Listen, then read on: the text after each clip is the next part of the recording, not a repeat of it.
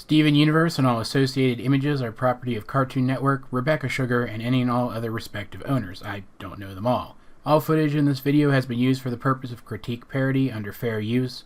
Please support the official release. There are a few things that we know about gems, a few things that we have been told definitively, and a few things we've been able to work out on our own. We know that gems are their actual gemstone, that the rest of their body is more like an illusion, that it's made from light, a simulation of a biological body, for lack of a better term. We know that, at least physically speaking, they're not affected by the passage of time, that they're born more or less exactly as they're going to be for the rest of their existence, that they have a limited capacity to change shape, that they can fuse with one another, summon weapons from out of nowhere again, using light, and that they are grown in large groups in places called kindergartens. And while the idea of a gem, a being that can be virtually any size or body type, does in theory allow for the potential for every single gem to be wildly different from every other gem, the self-imposed rules of this universe, of the Steven Universe, is limiting enough that I can imagine the crew probably struggles from time to time to come up with new ideas for new gems. After all, we've been introduced to quartz and rubies, both of which are technically soldier gems. The main issue with designing a new gem is that you have to think about what role, what function it serves in Homeworld society, because Homeworld is a very totalitarian society. We know for a fact from Jasper, it was stated definitively by Jasper, that a gem that cannot carry out a function in society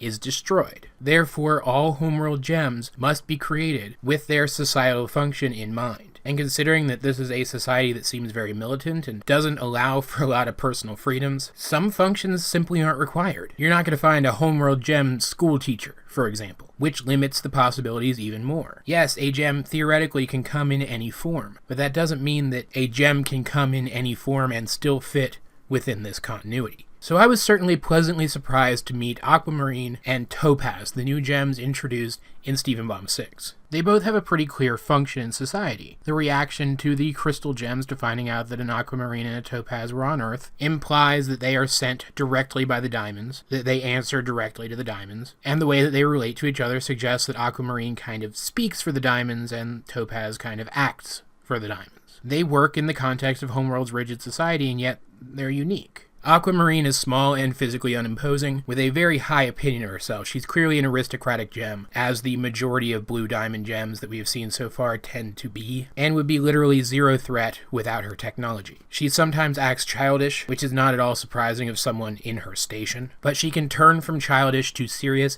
in an instant and speaks with a huge amount of authority. She is super cool and super unique, and I'm really looking forward to seeing a lot more of her in the show. Hopefully. Because when it comes to Homeworld, she seems to be a true believer. Someone who really fits into Homeworld society and doesn't want to see that change. I expect that we'll get a lot more of her story over the course of the show, and I really look forward to that, but the gem that I'm most interested in theorizing about right now, as the show is right now, is Topaz. Because Topaz, this individual character named Topaz that we are introduced to in the Steven Bomb, is not an individual gem. She's a fusion of two smaller topazes. Yes, we have seen same gem fusions before. The Ruby squad, for example, was assembled as a complete squad because rubies tend to fuse in order to fight. They were sent to Earth as a group so that they could fuse if they needed to. But Topaz is almost the opposite of that. Whereas each individual ruby is an individual ruby and they come together into a larger, more powerful individual ruby with all of their combined memories. Topaz, the fusion topaz, functions as a single topaz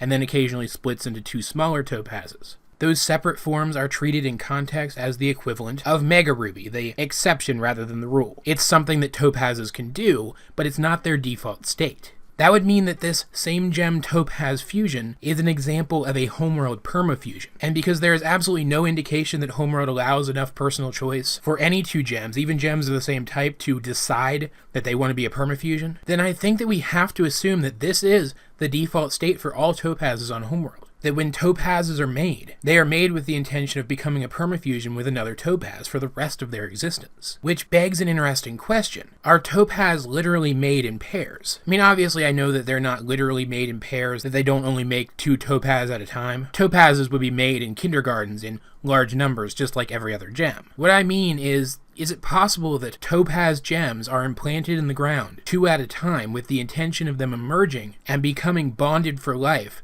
from the moment that they emerge from the ground? Is it even possible that maybe they emerge from the ground already fused together? Obviously, we haven't seen any quantifiable evidence of this in the show, at least not yet, but there are indicators that this might be true. Not only are the two Topaz that we see capable of fusing and defusing with very little effort, it seems so natural to them, even more natural than fusion between the rubies was. But every time Topaz defuses into the separate Topaz gems that are her components, the two of them act as a mirror to one another. Their connection is so strong that they understand what each other's actions are going to be without having to communicate at all. And they are always touching, or holding hands, or standing very, very near to each other. And the fact that they mirror each other's movements so much is drawn attention to in the framing of the scenes that include the two characters. So much so that I can't imagine that we aren't supposed to notice it. It is being drawn attention to intentionally. And if you allow me to draw one slight conclusion from the upcoming episode Stuck Together, which I will not have reviewed yet at the time that this video goes up, there is tons of evidence to support this in that episode as well. Not only do the two Topaz remain fused even on their ship on the way back home, which is something that the rubies definitely would not have done. Aquamarine flat out says to them, "You fusions always end up getting sentimental." And at first it seems like she could be speaking of any Homeworld fusions, but what Homeworld fusions are there that exist for long enough to start to develop their own personalities? We know that on Homeworld only gems of the same type are allowed to fuse with each other, that it's only commonplace for gems of the same type to fuse with each other. And even then, it only seems like certain gems, like the rubies for example, even use that ability, at least on a regular basis. And even then, the rubies defuse the moment that the fusion is no longer necessary. Which leads me to believe that Aquamarine is specifically referencing Topaz fusions, suggesting that Topaz fusions are the default for that type of gem. If all Topaz fusions default to two components and those components have the same strong relationship with one another that these Topaz do, then I don't see any way that this theory could not be true. Somehow, some way, for some purpose, Topaz were designed to be specifically produced in pairs so that they could remain paired for their entire lives as fusions. And it makes sense. I theorized a while ago that gems would have started out their existence as essentially space probes, capable of reproducing themselves and changing their size to suit various situations. And what is it exactly that Topaz is capable of doing through fusing and defusing? She alters her numbers and she alters her size. There's a possibility, of course, that this theory can be wrong. I'm not saying for sure that it is, but I really expect this one to turn out to be true. I'm like 99%. But what do you guys think? Does this theory feel complete, or do you think that there might be a component missing? Let's get a discussion going in the comment section down below. Either way, this has been AJ22, and I will talk to you guys later.